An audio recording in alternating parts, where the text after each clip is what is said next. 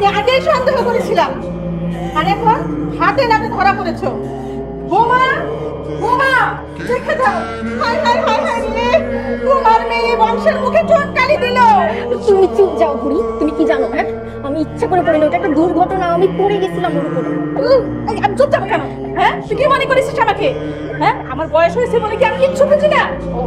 এই বজ্জাত ছেলে, বজ্জাত ছেলেকে আমি আগেই সন্দেহ করেছিলাম, একে যা দেখলাম। ছি ছি ছি ছি ছি ছি। তোমরা এখনো রেডি হও নাই? এই দেখো আমি রেডি হয়ে চলে আসছি। বরপক্ষ কল দিছিল, রওনা দিয়ে দিছে। কখন রেডি হবো আপু আর দাদি? চলো তো তাড়াতাড়ি চলো আপু, তাড়াতাড়ি।